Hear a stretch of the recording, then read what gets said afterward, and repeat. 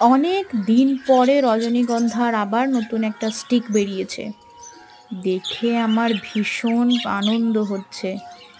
এই যে দেখুন আমার গাছটা কত বড়, একটা প্লাস্টিকের টিনের মধ্যে লাগানো রয়েছে।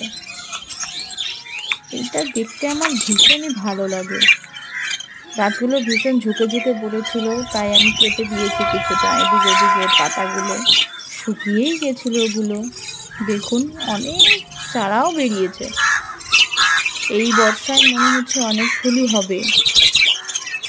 দোতলা করার পরে নতুন এই গাছটা তো আমি এখানে তুললাম, এর আগে তো নিচেই ছিল। আর সেইখান থেকে আজকে আমাকে এত সুন্দর একটা স্টিক দিয়েছে, আমি ভীষণই খুশি হয়েছি।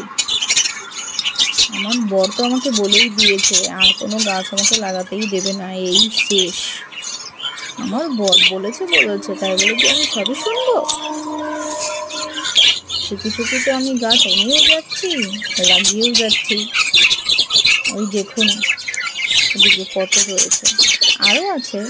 পরে এক এক করে সব ভিডিওই আমি দেবো।